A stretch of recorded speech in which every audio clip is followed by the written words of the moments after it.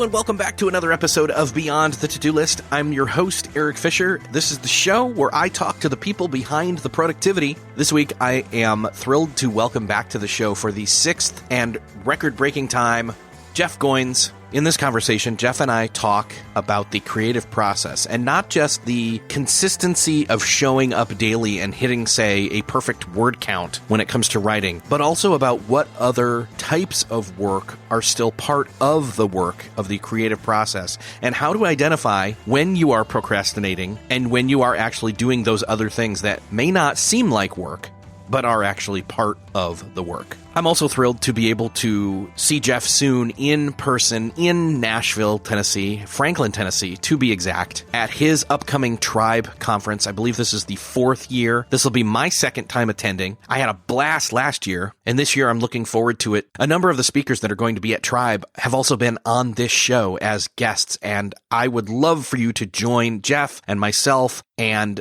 it's in October, so you've still got time to grab a ticket. Head on over to beyondthetodolist.com/tribe to learn more. I would love to see you there. I know Jeff would love to see you there. It's going to be awesome. It's going to be encouraging, informative, practical. It's going to help you if you're in a creative rut of some sort. You ought to check it out. It's one of my favorite conferences to go to now. This is my second year in a row, like I said, but I'm just thrilled to go. So again, beyondthetodolist.com/tribe for more information on Jeff Goins' Tribe Conference. Hope to see you there. Meanwhile, enjoy this conversation with Jeff Goins.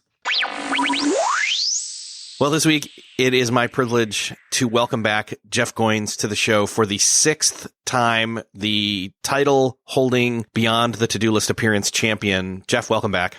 Thanks for having me, Erik. I'm honored to hold down the title. Where's my belt? Where's the big wrestling, boxing style belt that I get for this achievement? That is a great question, and now I have to come up with something to bring you to the Tribe Conference in October. I'm looking forward to that. You think I'm kidding, but I'm dead serious. I'm not editing this out. Yeah. So, but it was funny. We last time you were on, well, there was two times in 2017 you were on. One was like midsummer, so that was a year ago, and then you were back in September. And the first time you locked in, or you were neck and neck with Michael Hyatt, and then I found out how competitive you were and said, "Come back again soon." And you did. And that one actually was really cool. That was one of those ones where we did like a deep dive on, scaling your business and how, what's the right scale and all that kind of stuff. And it was really cool. Lots of great feedback. I mean, I know you enjoyed it. It's nice to do those ones where it's almost like a, bare your soul or, tell all kind of a thing and get behind the scenes of what it's really like to be working for yourself or doing, creative work. And then also there's this realm of social media where people see you posting about doing the work. Mm-hmm. Yours is one of the ones, you're on my See First for Facebook posts. So I always, yeah. So I always see, I don't, awesome. That it seemed like you had way more meaning in that than I did. But point being, you ask really good questions, but you also kind of post some interesting, thought-provoking questions. You're the person who's had the most, let's say, civil political discourse out there on Facebook that I've ever seen. So. Yeah, it is really interesting. I mean, that's I don't know, maybe there's something there at some point, but people sometimes assume that I have an agenda. And I don't, other than I think it's interesting that there are, especially in American politics right now, there are these two very different stories going on, and both sides seem to think that they're right. And I happen to be friends with a lot of liberal people and a lot of conservative people. And so I see on my Facebook feed, when I'm looking at it, is full of two very different stories. And I just I want those people to talk to each other, because I think good things can happen if we talk to each other and try to understand one another. But I also think that we have lost the art of civil discourse, and we've lost the art of reason. It used to be that if you and I were going to debate, out in the public arena, as politicians used to do, not in an auditorium, but like literally outside in a park somewhere, there were certain rules that you had to follow, and we had to appeal to logic. And if I were going to prove a point, there were certain standards of conversation that we had to, agree to. Not to say that like people have ever been particularly nice when it comes to politics, but that's interesting to me. And I think the most interesting part of it for me is like, I think there's something powerful in the art of asking questions. Instead of waiting for your chance to talk, learning how to ask good questions. And that's something that I am trying to learn right now. It's just how to not assume I know the answer, but to just ask more questions. Why do you think that way? How does that work? Where does that come from? But what's weird about it is when you ask questions, people get defensive sometimes. And I have asked questions, people go, man, you are a hardcore Trump supporter. Like, I didn't vote for Trump. I don't know what you're talking about. And then I'll ask questions somewhere else, and somebody goes, man, you are a flaming liberal or whatever, but like, I just think that's interesting and kind of weird, because I think questions by their nature are neither good nor bad. They just hopefully lead us to information, which I think can be good. But it's fascinating when you ask certain questions, how, people they assume that you have an intent, and I sincerely don't. Yeah, I find myself. Yeah, exactly, and that's a tough spot to be in these days, where you're curious and you want to seek to understand, especially if you're like you and like me, where you find yourself really kind of in the middle, and you want to seek to understand both sides of the spectrum, or see even me just saying both sides of the spectrum is incredibly limiting language wise. It's a spectrum. Yeah. It's a huge that's right. amount of nuance in there. So yeah. There's a great quote that I heard by the poet Rilke, and he says, try to love the questions themselves, like locked rooms and like books that are now written in a very foreign tongue.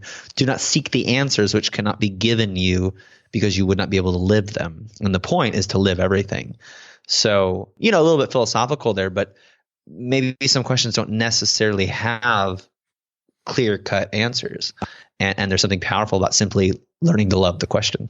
Well, and I try to do that too with this podcast and the conversations that I have. I always try to frame it as, I'm not here interviewing a guest. I'm here creating something, and part of the creation process here is also listening. It's not waiting for my chance to, ask my next question. In all honesty, I almost, confession here, I don't really have pre-planned questions. Yeah, I don't do that either. Yeah. So, and yeah, exactly. And it shows when you don't have questions to pose, but have thoughts to explore, have a conversation thread through, kind of connecting them. So yeah. And so let's go to this creation process though, because this is the thing that I think has long been the kind of conversation that I wanted to have with you, specifically when it comes to writing. Writing's one of the things you're most known for, and that's great, because that's what you do.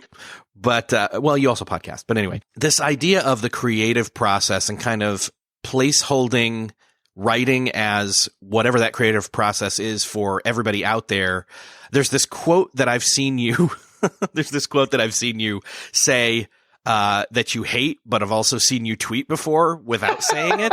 So I'm kind of like, okay, which way does he fall on this? And I kind of know that it's like it's a middle of the road kind of a statement. So, and by the way, I tried to look up who this quote is actually attributed to. Nobody knows. Yeah.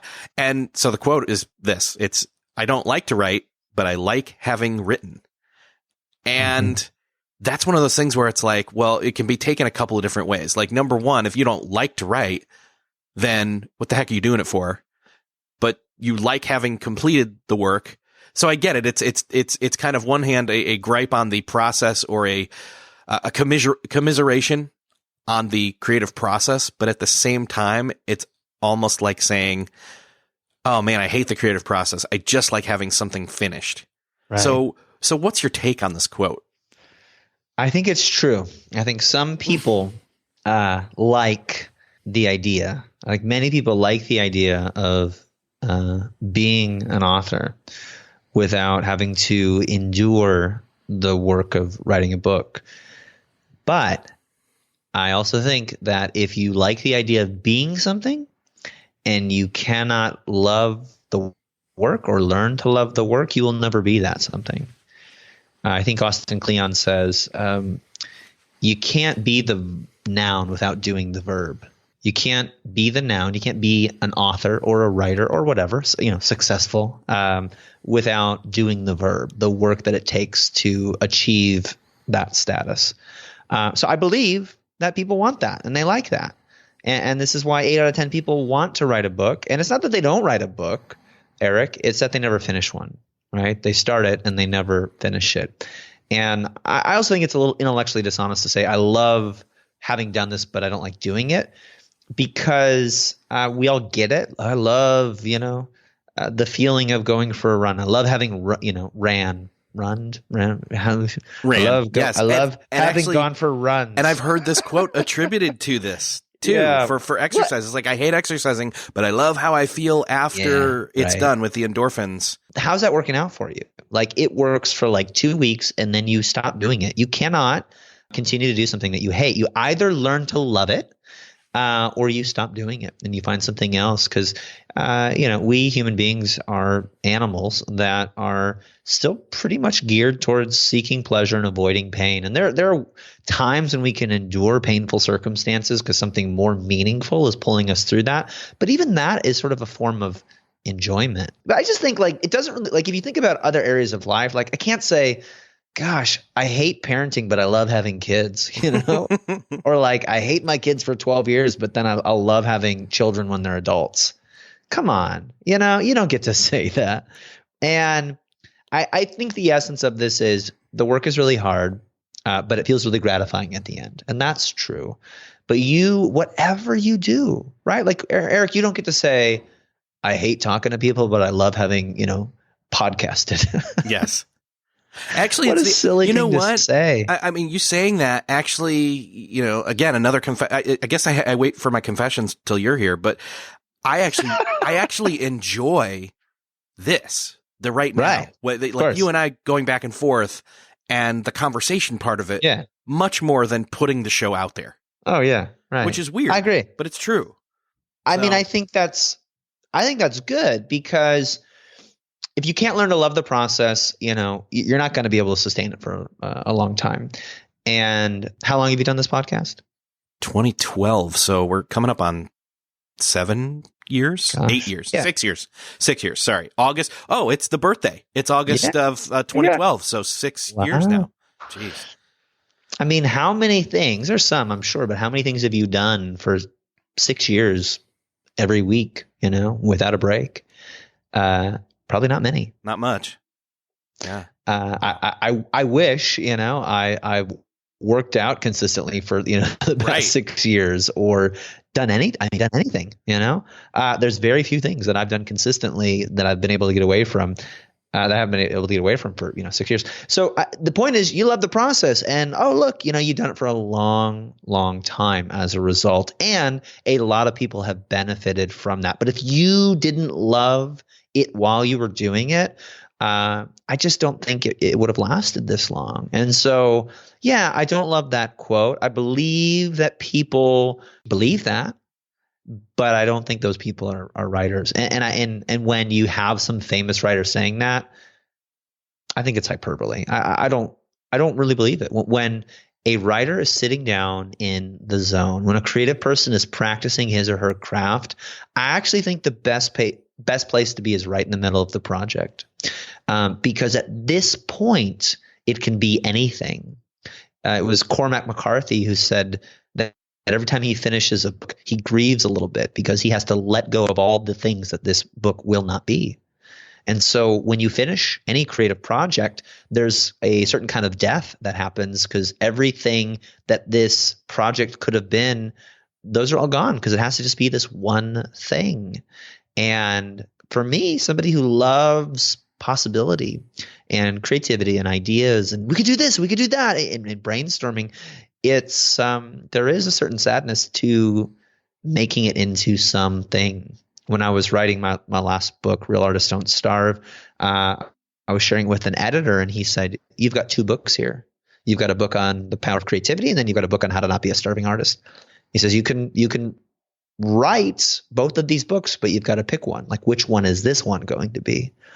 And I was like, "But I want to do both of these things." Yep, I get it. I know. But if you try to do 2 things, you'll end up doing neither. instead of trying to do one and doing it the best that you know how to do it. And so, yeah, I think you've got to learn to love the process, because that's where the excitement is. But at the same time, like, we don't want to stay stuck in the process. Like, we want to finish things so that we can start the next thing. I mean, that's how I'm wired anyway. And so I'm going to take a wild guess here and assume that you're still consistently doing your writing, you're showing up, but you're also working towards eventually having the next book. Yes. And without revealing like what that next thing is, because, you got to save that for when you come back on the show again.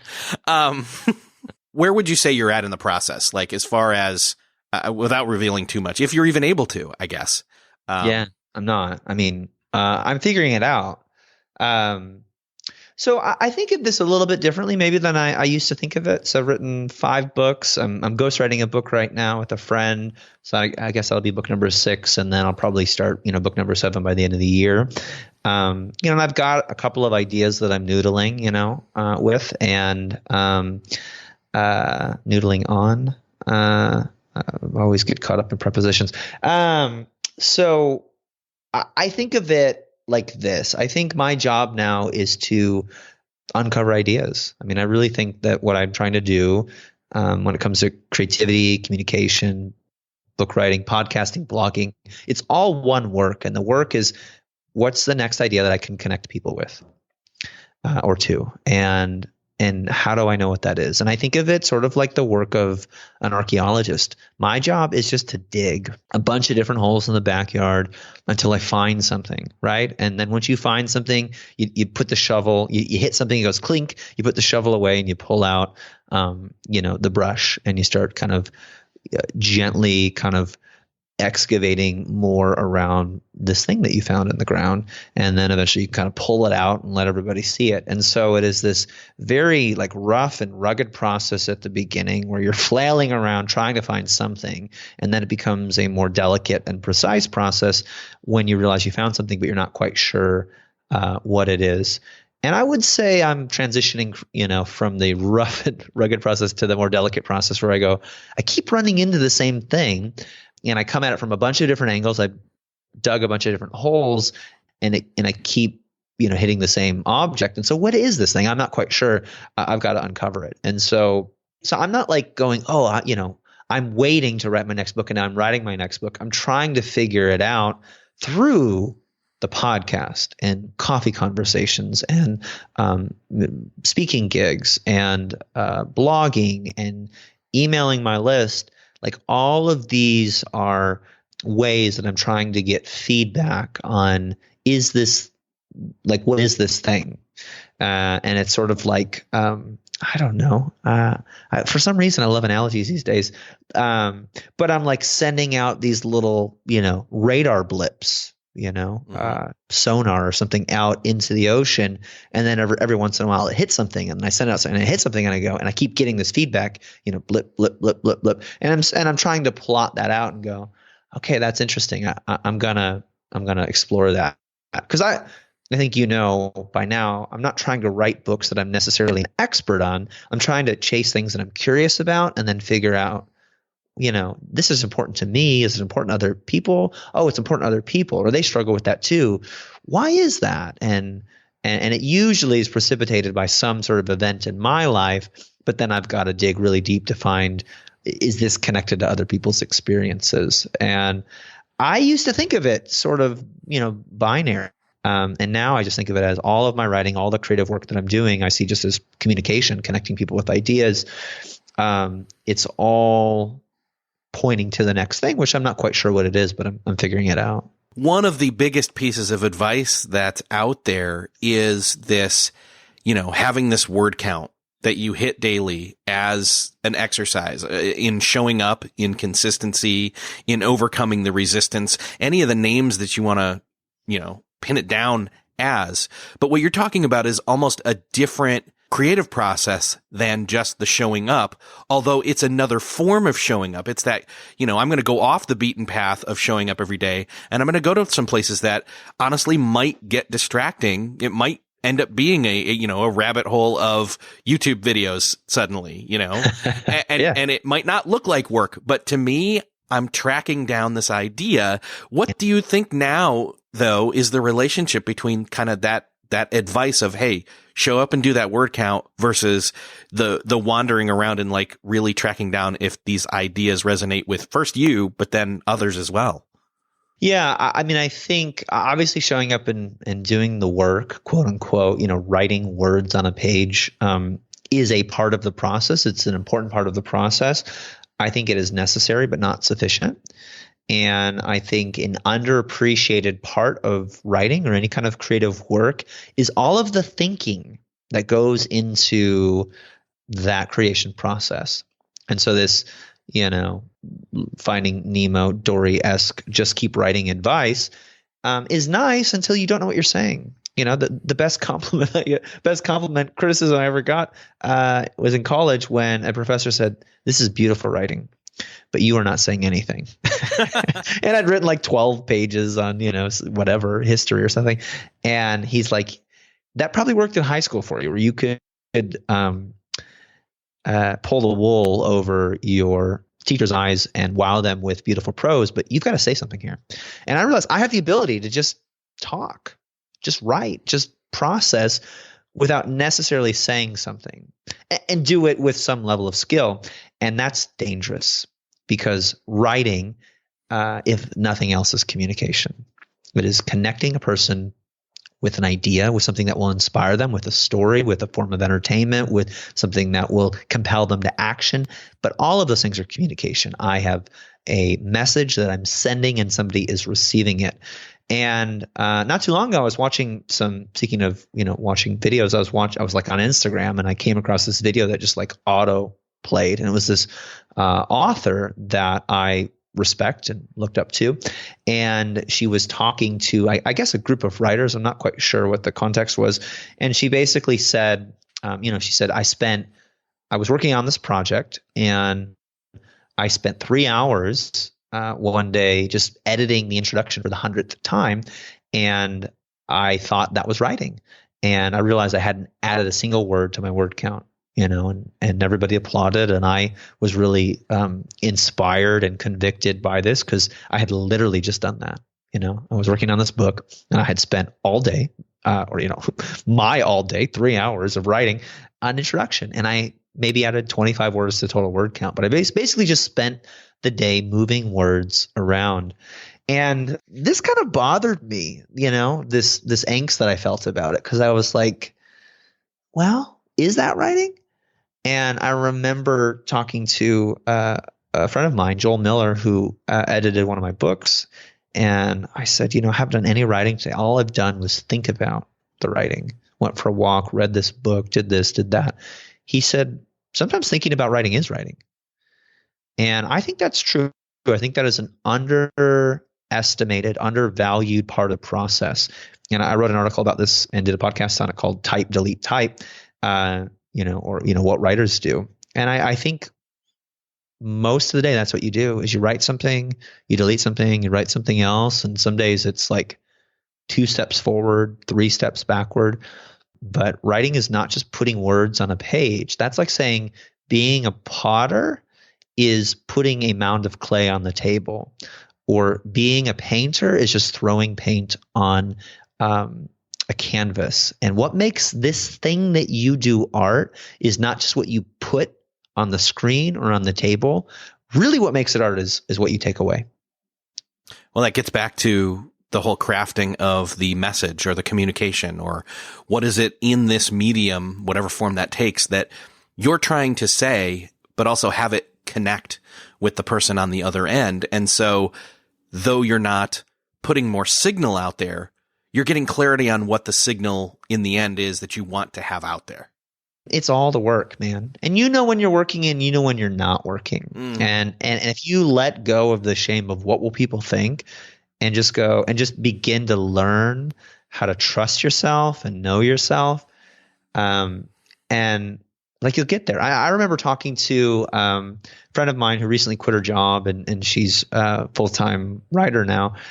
She's like, I I did this, this, and this, and messed around with this, and watched some videos, and did all the things that almost all of us who work from home do at some point, which is I didn't sit down at my desk for 8 hours straight and just work.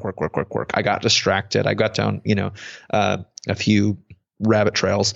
I said, yeah, that happens. That's part of the job. And she's like, well, now I'm probably not gonna, meet my deadline and publish my blog post today. And I said, oh, no, you still have to do that because this is your job now. Well, I'm not really inspired and I don't know about this. I said, no, you don't understand. Like all that other stuff you did, totally fine. But you still have to publish. You still have to ship. And this is the difference between when you were a hobbyist and an amateur and now that you're a professional. And I don't know about you, Erik, but almost every professional creator I know has some sort of weird, messy process that often has a little bit of procrastination involved in it somewhere, but they always get the work done on time. Or almost always, everybody's human. And they have a discipline. They have a commitment to getting it done no matter what. And this is something that I learned about myself not too long ago is I'm like, I'm so messy and erratic, but I hit my deadlines, and that's the point, not how I got there, but what the destination is. And so if you got to watch a YouTube video or go for a walk or do 25 push-ups or, read these 12 books to realize that that's not what you're trying to do. Okay. But the point is the product, and you've got to learn to love the process and love yourself through the process and understand that like your process is going to look like my process. And in the end, nobody really cares about your process. They care about what you produce. And if you consistently produce great work, then do what you got to do to get there. So you said a phrase where something along the lines of, well, when you're doing the work or you're not doing the work. And what in your experience have been the signs, one way or the other with that? Almost always for me, it's fear.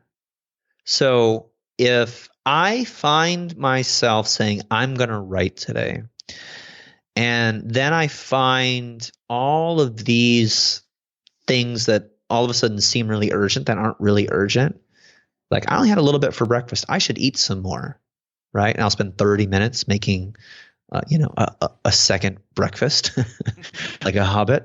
You know what I'm saying though? Like, I only had a, cereal bar or whatever. So I should eat some more before I start this.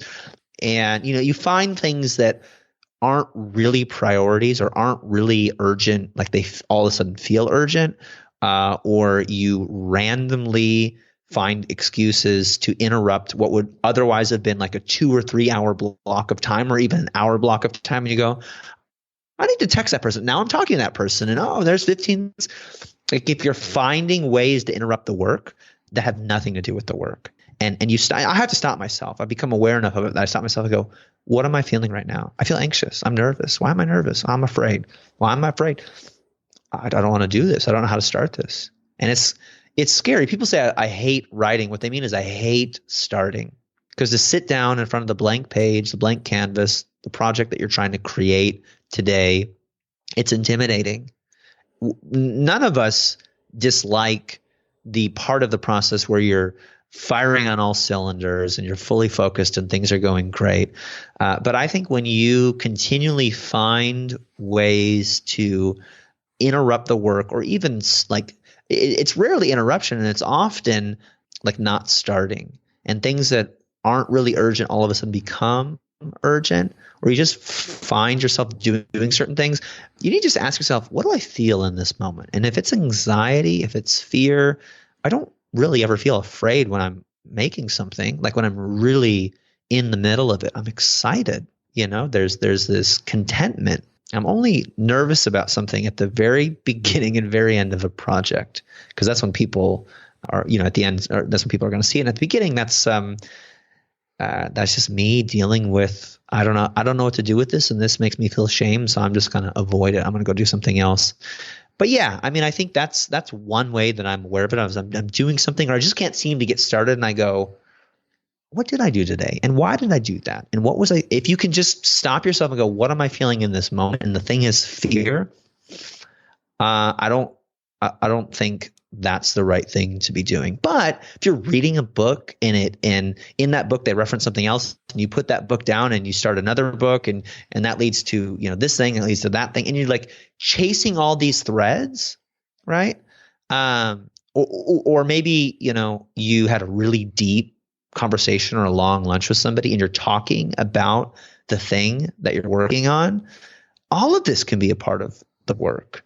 And I just think it really comes down to your motivation. But I would be careful saying, well, I didn't write X amount of words today, therefore I'm failing or not moving this project forward. I don't think that's always true. And there's a lot of hidden work underneath the surface that has to happen in order for you to even be able to figure that out. And so for me, I have to stay honest by having a process, having a practice. Every day I follow what I call the 3-bucket system, where I come up with some ideas, I capture them, I write some of those ideas out, and I edit some old ideas. So I'm always kind of keeping those gears turning so that I'm not going, well, I'm trying to come up with a great idea, and I'm doing all these things that aren't just keeping the machine going. That's my process. Somebody else may have a different process.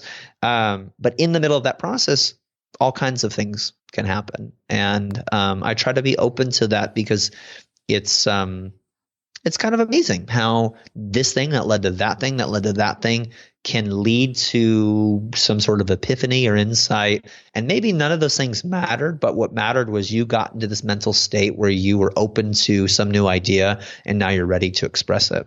I'm following along with what you said about the fear. I think that's a pretty good indicator. I like that being kind of a good barometer of like, hey, if I'm doing something right now and I am not being honest with myself, then I'm going to feel some guilt about not, quote, doing the work at that moment. But if I have the right perspective on it, then I'm going to potentially approach that time that I'm, maybe looking at YouTube videos again, because I'm searching, I'm searching down an idea. Is there a way for somebody to loosen up their rigidity of their perspective on the way the work is done by allowing, still leaning in on the rigidity and saying, okay, here's an hour or 2 hours of the day that I'm allocating for that non-rigid writing practice?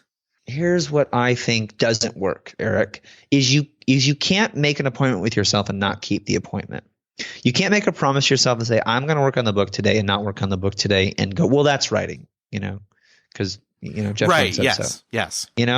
So, you have to put a frame around the art, and then what happens in the frame, you can chill out. You can give yourself, some room and some grace to explore. So I think what you need to do is you need to commit to writing or creating in the same place at the same time every day, or say you do it today at 11 a.m. and tomorrow you want to do it at 9 p.m. and just saying, like, making the appointment and keeping the appointment. That's job number one. Is you've got to keep your appointment. You've got to keep your promises to yourself, because if you're not showing up, and what we mean by that is like you are making yourself available to the work that you have to do, to the muse, however you want to think of it, but you're just present. You're going, I'm here. I want to do this work, and I don't know exactly what it is, but I'm going to just be here.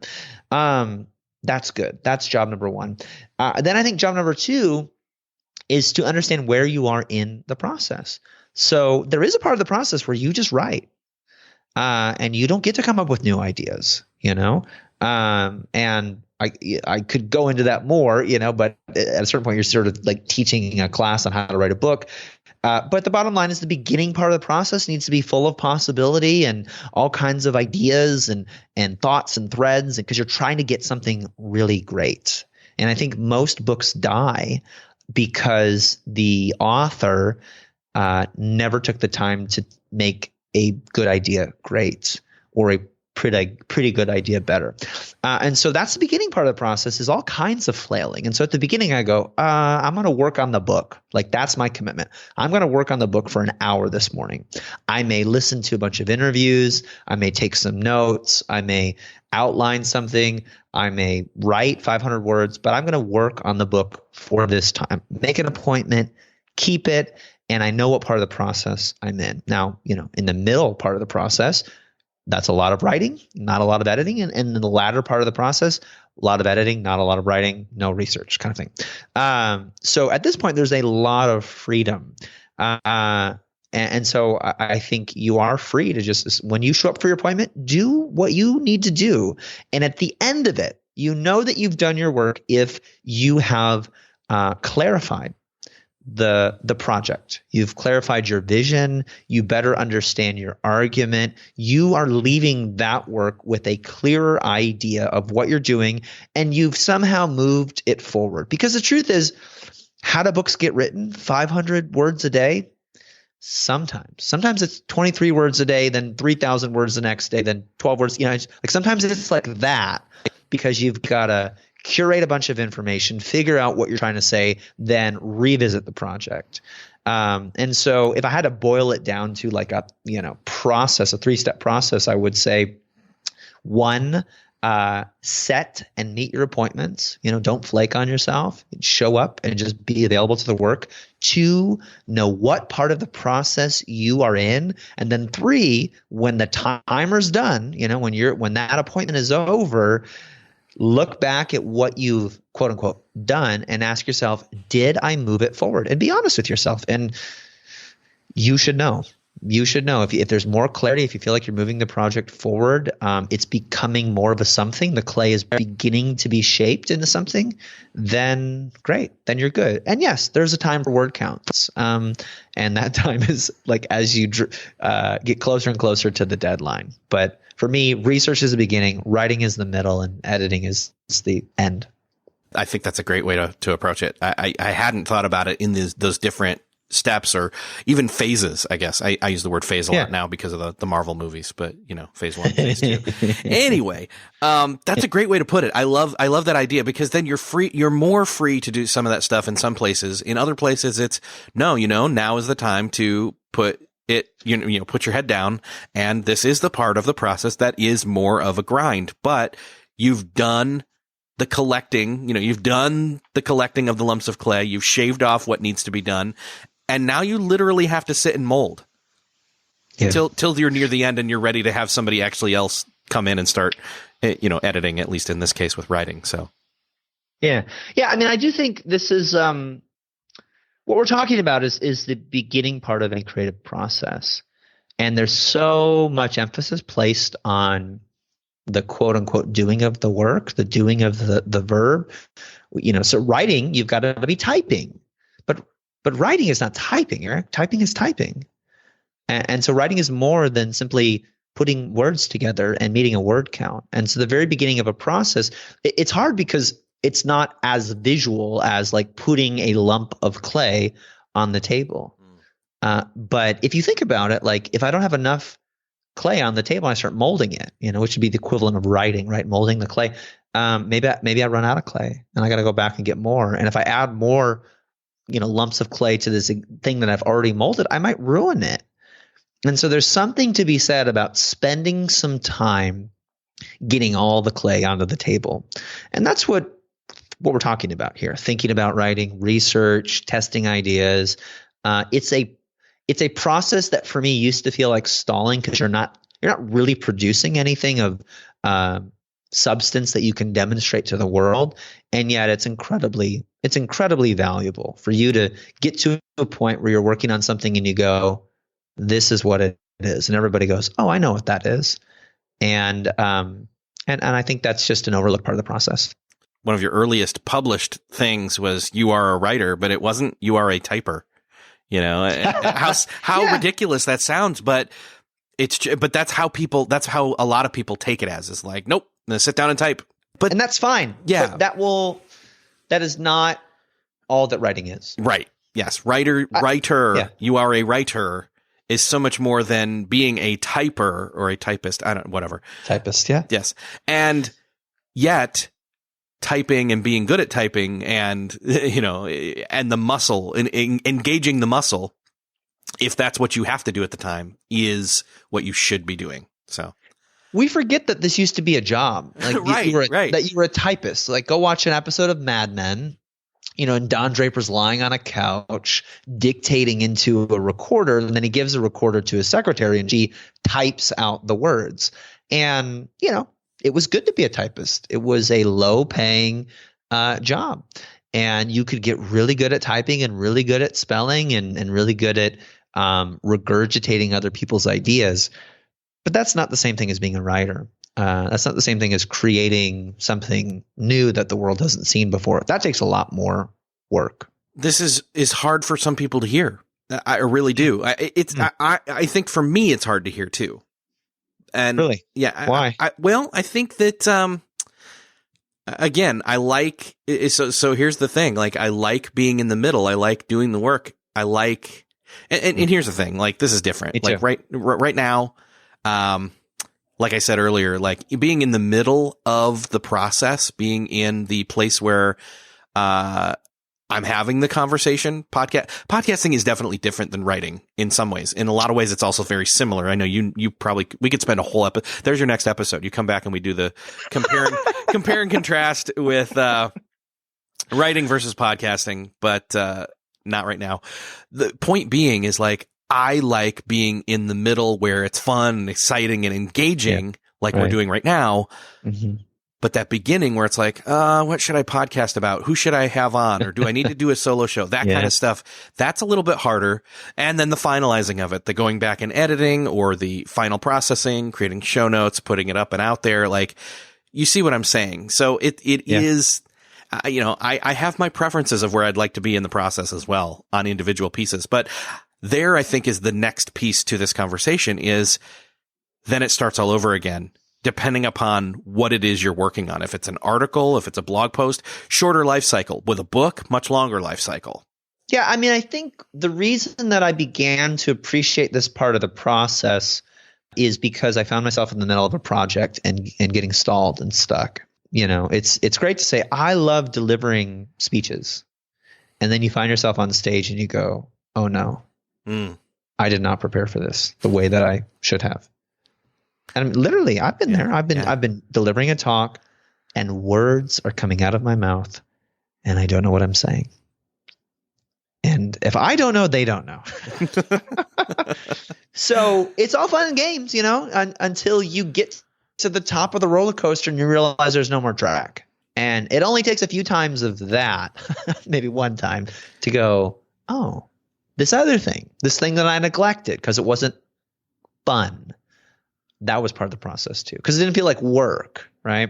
There wasn't a lot of adrenaline in it. That's part of the process too, and you learn to love that too.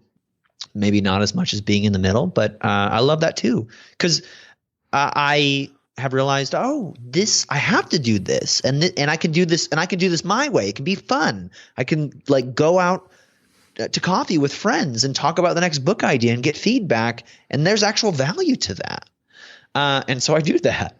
But I also think you've got to know yourself. And I know there's a point at which, I'm not great at research, right? I'm not Malcolm Gladwell or Tim Ferriss. I'm going to spend 5 years working on something before I release it to the world. I'm more iterative. I throw something out there, I get feedback. I throw something else out there, I get feedback. And I iterate kind of on the go, live. And so I do get to this point where I go, I think I'm good. I think I have everything that I need right now, and I've got to go to the next place. I've got to start writing. I've got to start working on it and get feedback on it. And my process is messier and has a messier result in product than some people's process. And I'm okay with that because it's my process. It's my work. It works for somebody, but not everybody. And I'm okay with that. And it's essentially all about appreciating and discovering all the different pieces and what they look like for you personally in whatever the craft is. Yeah. And I just learned that if I keep doing this, I'm never going to move forward. And the goal is not a perfect process. The goal is a finished product. I'm going to stop there. That's a great way. I mean, there it is. Say that again. The goal is not a perfect process, but a finished product. What did I say? And there's the tweetable from this episode. Yeah. The goal is not a that's right. Yeah, that's the goal. Not a perfect process, a finished product. And again, that's what we're talking about here is you take the route that you need to get to where you want to go. knowing like you're not, somebody else. And so the process is going to look a little bit different, but it's all important. Packing the bag is a part of the journey. And so don't rush through any of it, but know what you need for each step and learn to trust yourself. That's all I know how to do. Yeah. Well, so packing the bag is great, especially if they're going to join you at your tribe conference. Yeah. Segue. Is it a segue if you call it out as a segue? I don't know. That's a good question. Who cares? Yeah. But ultimately, I already have my ticket, and dude, I had a blast. Like, it was one of my favorite conferences. Thank you. Last year, and so that. I'm locked in. It's, as of this recording, it's like 2 months ish away, and I'm really looking forward to it. But I don't know if you're able to, well, okay, give me the upfront pitch, but then give me any secret, like, hey, we've got some really exciting type stuff that's going to happen, if you can reveal anything. Yeah, good question. So Tribe Conference is a yearly event for writers and creatives and artists. Started out primarily for people like me, and has kind of expanded into more creative crafts. But it is essentially a place where we talk about the process of building an audience using lots of things we're talking about here, online marketing tools, clarifying your message, and ultimately being able to make a living off of that message. And it's just a fun, small-ish event, usually a couple hundred people. It's a fun little creative project that we've been doing. This will be our 4th year, and every year it gets better. We try to just make it a fun way to connect with other like-minded creatives, people who have a message to share with the world. If you have something to say and you're not quite sure how to get it out there, you feel a little bit alone or lost in all this world of information, and you should do this and should do that, and you consider the work that you're doing creative, I think this is a great place to come, feel understood, be affirmed, and be challenged. Our goal is always to have you leave the conference not with a list of things to do, but with a list of things done. So it's informative, inspiring, fun, and actionable. So yeah, that's the conference. Man, this is going to be the best year ever. We got all kinds of fun surprises in store. It's not a surprise to you, Eric, but it may be to the listener that every year I come on stage in another costume. And I just was watching one of my favorite movies recently. And I already know what you're going to do then. You don't even need to say anything. And I think I may have, That's great. Oh, dude, I'm looking forward to this a lot more now. That's hilarious. Well done. Like, see, nobody listening knows, but like, I know. Idea. Well, if they know you at all, they got to dig a little bit. Yeah, there you go. Yeah, they got to dig for that idea. So, yeah, this is going to be awesome. It's in Franklin, Tennessee, which is beautiful. Yeah. It's at a perfect time of year where it's not too hot, not too cold. If you're driving to Franklin, Tennessee, or even flying in, like, it's October. It's the 26th through the 28th of 2018. Perfect timing. Man, I've got a code, or not a code, but I've got an affiliate link that if anybody's going to go anyway and haven't bought their ticket yet, like, hey, support my show by going through this. Go to beyondthetodolist.com/tribe. Grab your ticket. Join me. I'll be there. Join Jeff. And you've got an incredible speaker lineup. Anybody you want to throw out there? Too many people to mention. Yeah, great question. There's several people that I'm really excited about. One, I don't know if you know this, in Real Artists Don't Starve, my last book that came out, I interviewed a woman named Melissa Dinwiddie. She's an artist. She's a visual artist. And she's speaking. But what's really fun about her is she is like a licensed Lego trainer. So she like teaches companies how to use Legos to be more creative. So that may be in the works. Ken Davis is speaking, which I'm excited about. My friend Mike Kim is going to be there. Janet Murray is coming all the way over from the UK. It's probably like the most creative group of speakers we've ever had at the conference, for sure. Mm-hmm. Yeah, you got a number of people that have been on this show. Todd Henry, Allie Worthington. Yep. Dave Delaney, always good. Yeah, this is going to be great. So anyway, again, beyondthetodolist.com/tribe. That's where you can find out more. And Jeff, I'm really looking forward to this. And thanks for being here.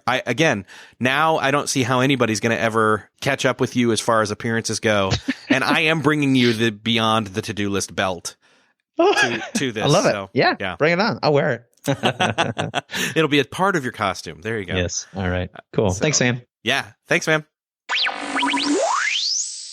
So, I hope this conversation has been helpful to you in your own creative process to help you identify what it is and what it means to you to show up every day, to show up consistently every day, and to be part of the creative process, to implement the creative process for yourself. But not only that, to identify your different parts of the creative process. You may not be a writer, although you might be, but you might be a podcaster. You might be a blogger. You might be a videographer, a video blogger. You might work in a cubicle, but all of these different things have different components or phases of the creative process, and you need to be aware of them. You need to identify them. You need to know which one of them that you are in at different times so that you can get unstuck creatively, as well as, in the end, ultimately finish that creative thing you're working on. It's no use to work on it and work on it and work on it unless you eventually complete that work and move on to the next project. If you enjoyed this conversation, I would love for you to share it with that person that I know needs to hear this. Head on over to the show notes at beyondthetodolist.com/235. Thanks again for being here, and thanks again for listening. I hope you enjoyed this episode. And again, if you did, I'd love for you to share it. Again, the show notes can be found at beyondthetodolist.com/235. Subscribe if you have not yet subscribed, and I will see you next episode.